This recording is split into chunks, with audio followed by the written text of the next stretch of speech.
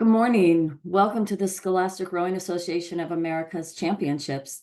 This is the 2025 Coaches and Coxswains meeting. This year, we are celebrating 90 years of rowing excellence with the Scholastic Rowing Association of America. And my name is Ruth McNamara. I am your chief referee, and I will be joined by 32 referees from all across the country.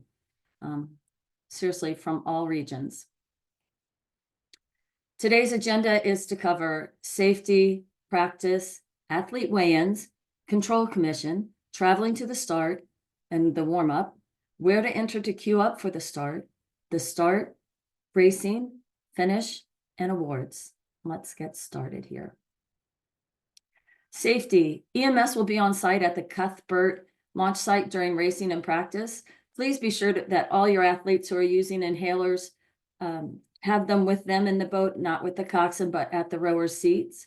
And coaches, if there are any other athletes that you have health concerns that you think we should be aware of, please make sure you let me know. We ask that you dress appropriately for the weather conditions. There's some rain expected for our championship, and ensure that your equipment meets all safety standards with the bow ball, heel ties, and the bow-loaded coxswain seat is clear of any obstacles. We ask you to do that for practice and for racing. Please notice the red message at the top. If practice is closed due to conditions, whether it's weather or wind or lack of marshals, no participating crew can practice, and that includes the home crews who launch out of the Cooper River Boathouse. There's no practicing outside of the practice window. The penalty is exclusion from the championship. So practice. Practice will be open on Thursday from 12 to 6, and the LOC will be staffing the practices, so please heed their instructions to avoid any penalties. Please review the practice pattern before you go out. All boats need to stay on the race course inside the buoys. Do not go past the starting pontoons at the 500-meter mark, and that is the start for the SRAA championships. And do not go into that warm-up area that's up in the start area that we will be using for racing. Do not go near the starting pontoons. Please turn before them. There'll be a marshal on the lane 1 pontoon, and there'll be 2 marshals and launches in lane 3. So there are 3 lanes up to the start. Lane 0 only has a buoy line on your port side, so stay towards the buoy line and not towards the shoreline. Lanes 0, 1, and 2 are to go up to the start. The middle lane, lane 3, is a dead lane, and that is where the 2 marshals will be sitting. And the 3 lanes towards the finish line are lanes 4, 5, and 6. There's no turning anywhere in that 1,500 meters once you're on the course. You have to go all the way to the finish and all the way up to the top.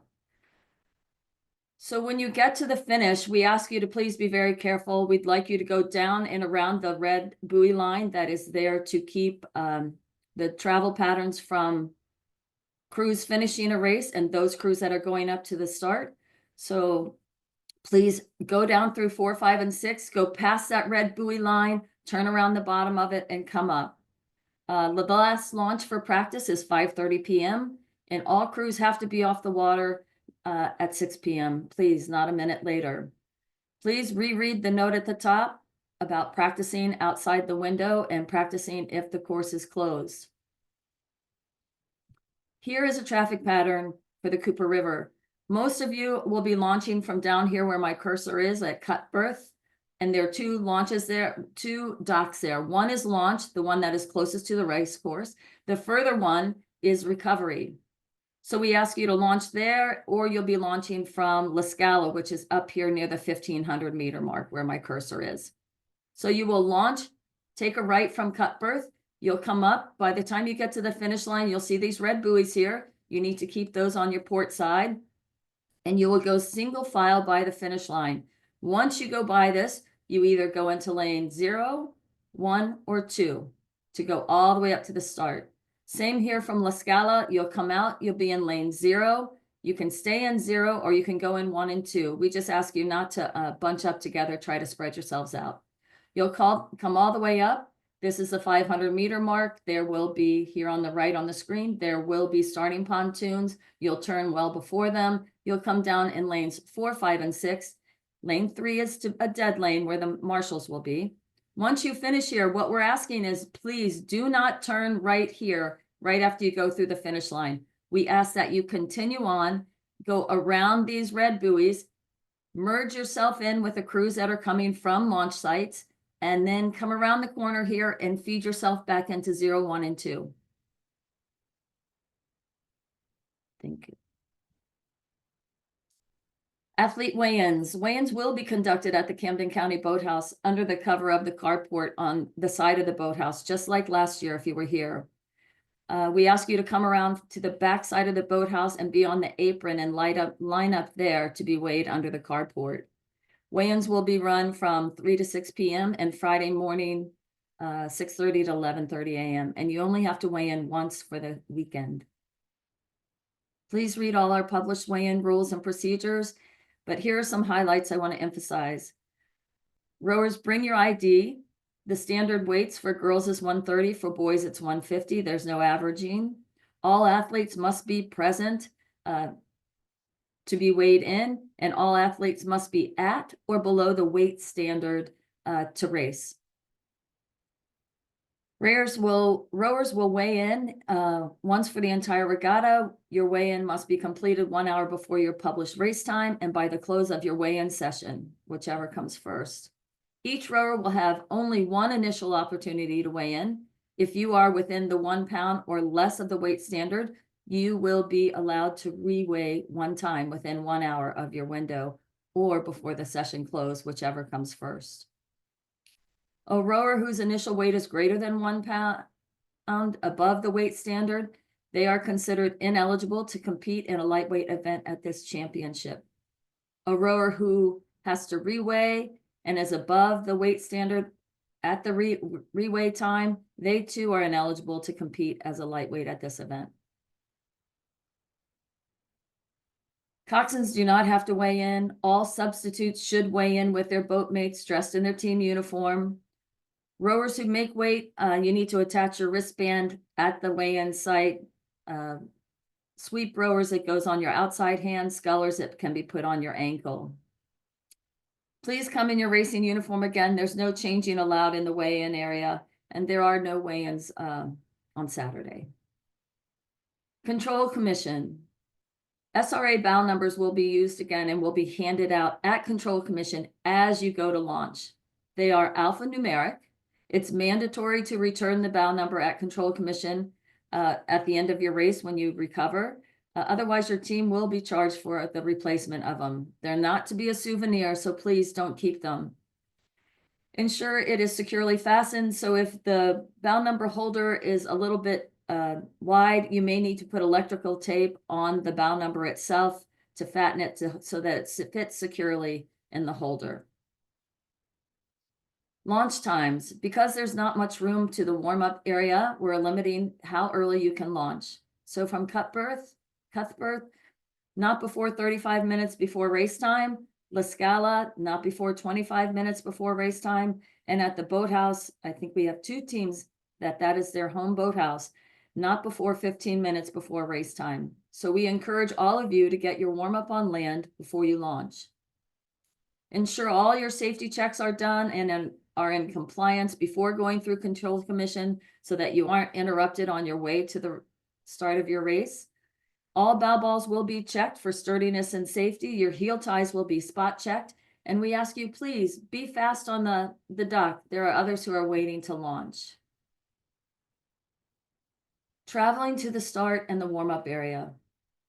It's very similar to when you launch for practice, but you're not going to be on the race course and you're going to stay away from the lane 1 buoy line. So no matter where you launch from, stay away again from the race course. If you're at Cuthbert, you're going to need to go single file by the finish line. There is the pinch point at the 500-meter mark, which is our 1,500-meter start. Go around that pinch point, continue to follow the shore. There is a counterclockwise loop in the top 350 meters there on the warm-up side. Enter the race course at before the 100 meters for your race. And we're going to stage 3 races at a time. So please make sure you are at the top of the course, waiting to be added to the queue 12 minutes before your race. There'll be a race on the starting line. There'll be one at 400 meters, which is the next race. That's 100 meters before the start. And the next race will be loaded in the queue up in the first 100 meters. Enter the staging area between 10 and 50 meters, center yourselves in your lane, and you will be in the queue as the third race. We're on 5-minute centers. We need everyone to be in time. We're not able to wait for late crews, and you're not going to be allowed to row up and just turn at the starting line. So let me show you on a map. You're going to launch from either La Scala or down here at Cuthbert, come all the way up. This is the pinch point I'm talking about, and this is the starting line. We ask you to keep paddling through here. Do not stop and wait, even if a race is on the line. I'm going to ask the referees who are doing a lining and judge at start not to stop you, but to let you continue to paddle through. You paddle through, you hug the shoreline here. There are 3 or 4 red buoys in this warm-up area. You'll follow these arrows and go counterclockwise as many times as you have time for. Then when it's time for you to queue up, you're going to be waiting here. So you're like the 4th race when you're sitting here. As soon as this race moves up to 100 meters, you move in up here in the first 100 meters, get in your lane, center yourselves, and then you'll move down as a group to 400 meters, which is 100 meters before the start. There'll be another marshal here to give you instructions, and then you will come through the stake boats. You are not to go around them out onto the course. Go through the stake boats and then lock on. We're on 5-minute centers, so there's not much time for you to take to get onto your stake boat. You're going to row through the pontoons, be locked on and race ready at 2 minutes. We ask you to know how to scull and do scull to maintain your point so as not to pull off the starting pontoons. We'll have silent aligning from the shore. Our plan is to use the announcing start. And that is, if there are 6 boats, we announce each name of each crew. We say the word attention. We raise the red flag. All 8 beats of that is done in a cadence so that you can time when attention is coming. And at the attention, you need to have your blades set and ready to go. The red flag goes up, and then it's a variable pause at the top before they say go and simultaneously dropping the flag. Of course, if conditions arise and we have wind, we will use a quick start, and those commands are all crews, quick start, attention, the flag goes up, variable pause, and again, saying go and dropping of the flag. Coxswains and bowmen for straight boats, uncoxed boats. Your job is to optimize your point. The starter's job is to start when it's safe and fair, and because of that, that is why we no longer acknowledge hands. Raise your hand only if there is something drastically wrong and you cannot go. Breakage is the first 15 seconds of the race. The referee that is following the race is timing that, and it's at their discretion of whether you are in breakage or out of breakage. Let's be very clear. Breakage is breakage. It is not poor rigging. It is not poor rowing. If you suffer breakage in the first 15 seconds, we ask that you stop, raise your hand. If you stop, but you don't raise your hand, the referee may think that it's just an issue that is not breakage, and they may not stop your race. So again, we will not wait for any crews. During the race, there should be 2 referees following your race if there are more than 4 boats in it. You are asked to keep your boat and your oars within your buoy lines.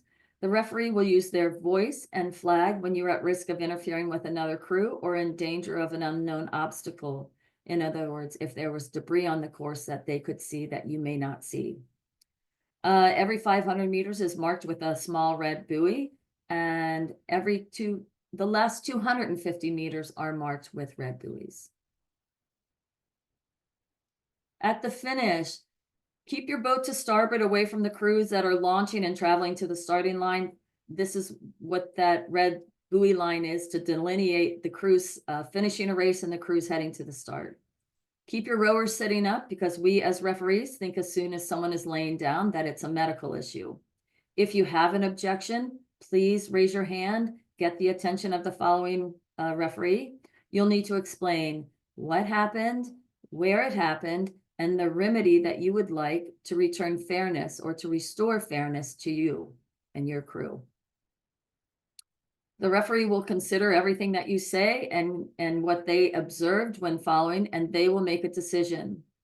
If you disagree with the referee's decision, or if you are another crew that rode in that race, that the referee's decision seems to negatively impact you, that crew and the crew that has raised their hand may then lodge a protest. And at that point, you need to let the referee know, and you have 1 hour from the time you land to submit a written protest to me, the chief referee, or to the chief judge at the finish line with $50 in cash.